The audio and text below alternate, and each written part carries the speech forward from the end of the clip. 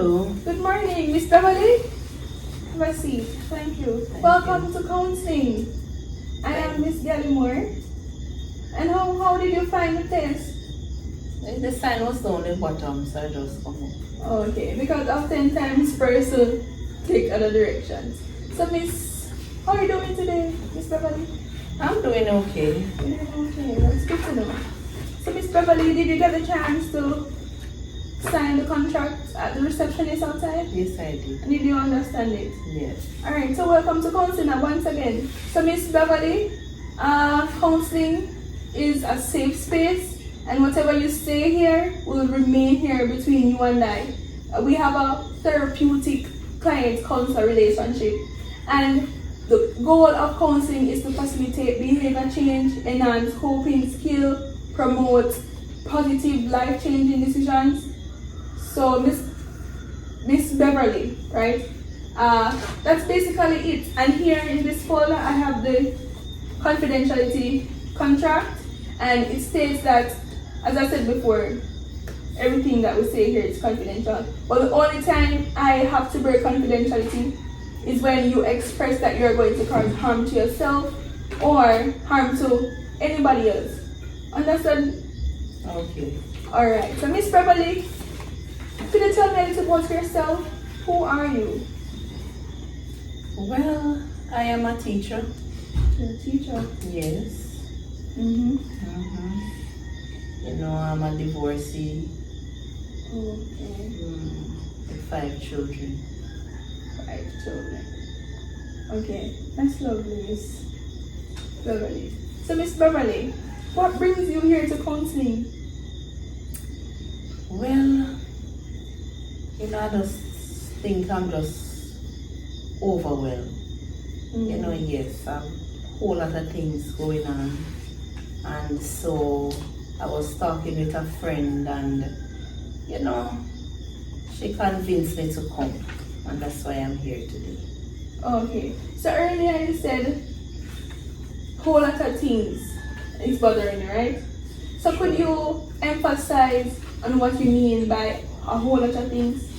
Well, you know, work stress and, you know, family stress and all of those things, cares of life. Yes. Alright. So Miss Beverly, you said you're a teacher. So what school do you teach at?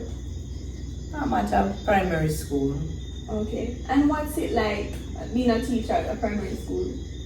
Well, you know, being in the system, especially the public system, you know, you have a whole lot of students in the classroom, and just you alone with 50-odd students and all these things that the ministry is asking for, and meeting deadlines, and, you know, doing other things at work, and, you know.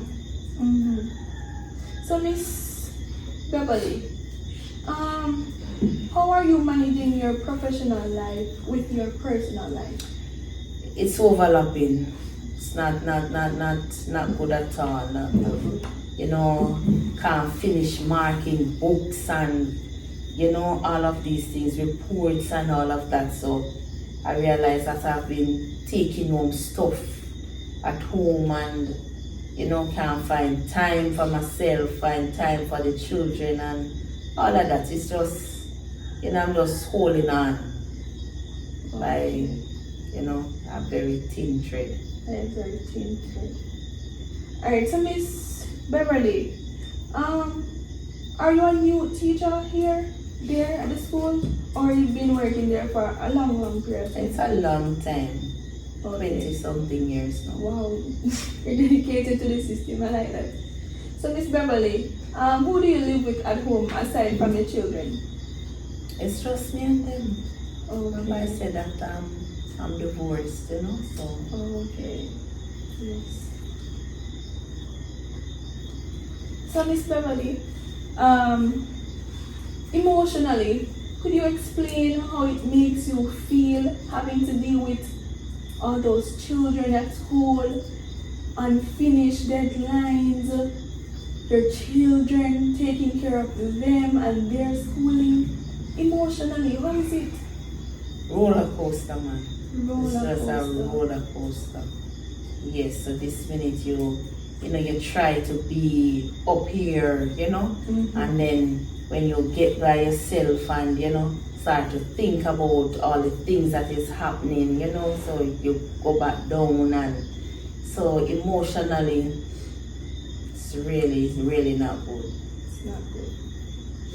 And I emphasize with you, I understand all of this because, as human beings, we try to put others before ourselves sometimes, especially as mothers. We try to put our children's needs. And I know that you're taking a role of a mother at school as well, because physically, for myself and other parents, we are not there at school, but as a parent, the teacher there, you're taking on a role of a mother. So I can understand. So how long have you been divorced for? 2 years now. 2 years. And could you give me a little insight of what the marriage was like before it all crumbled? Well, as we all know, things nice and then it just becomes so. Sometimes you try to, search yourself and see where you went wrong and all of those things, but it is what it is. And then like that you mentioned, search yourself to see where you went wrong. Because self-reflection is a key skill that we all need to possess as human beings. Because oftentimes we believe that I may do something not realizing that it's affecting something else. But when we take a step further to realize that I might have done something wrong or I might have not. So what are the coping mechanisms that you use, the skills you use? What do you do to try your best to stay on that thin line as you mentioned before? Sometimes I just stay out a little later. Yeah. Sometimes I just take a sip and, something strong. Yes, man. So could you be more specific of the something strong? Like a magnum. Okay. And how does the magnum make you feel, Mr. Valley? It give me a little, like a kick. Oh, okay. Yes, man. So you just forget about the problems, Yeah. Yes. So you said that the magnum ignites something in you. Yes, man. Say that, yes, Mr. Valley, you have it, you can. That's right, exactly. Exactly. But after that magnum fades away, it eradicates out of your system, and you go back home. What is it like when there's no more kick? Well, it's a new day. So, new day that you just take it on again. Yeah. I'm sorry to hear that, but it's just the harsh reality. So, Miss Beverly, the children, do they realize that do you know if they have any idea of the strain that you're carrying, the burden that you're carrying? Well, we just know how to cover up, so you can't just, show them certain things, so you'll be strong for them. Right? So I don't think they really know. Okay. And as you said, you try to cover it up.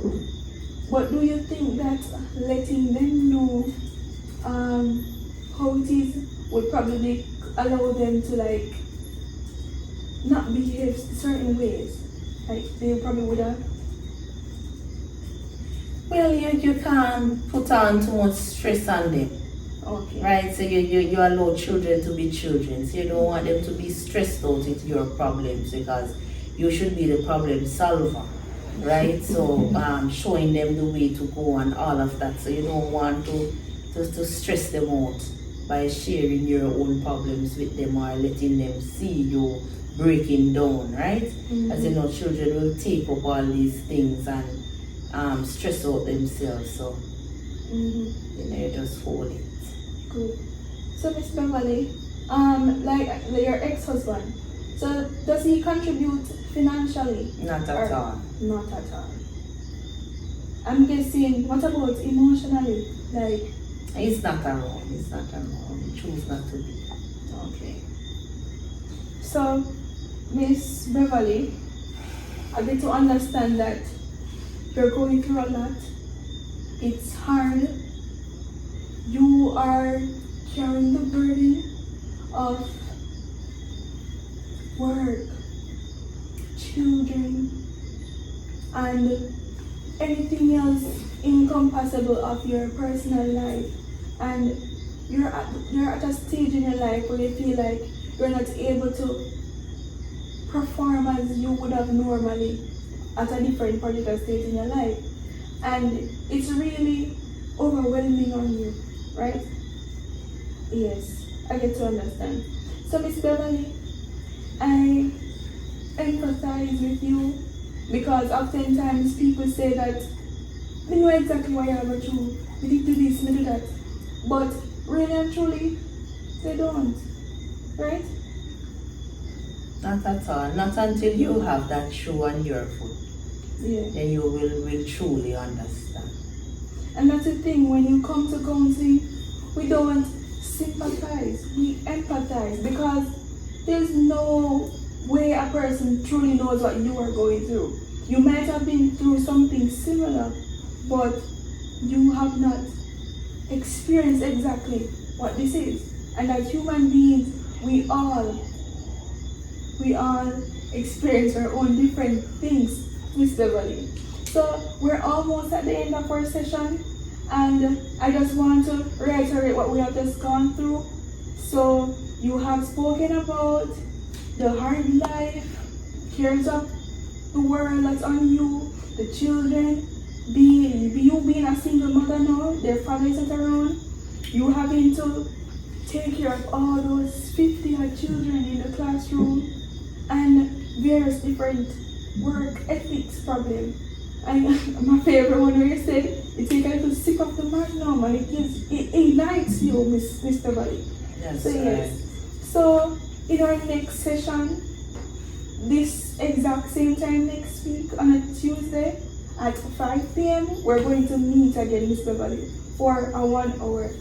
So if there's anything else that you want, that you forgot somehow to share, or you want to share next session, you can just have it in mind and we'll just discuss it next week. Okay, Miss Beverly? It was really nice having you, and you're going to get the help you need, Miss Beverly. So just stay strong at the moment and enjoy the rest of the day, Miss Beverly. Nice having you. Thank you. Hi, I am Dr. Gallimore, a clinical psychologist at the Serenity Spectrum Counseling. We offer expert counseling services tailored for you. Embrace healing, discover hope, your path to personal wellness.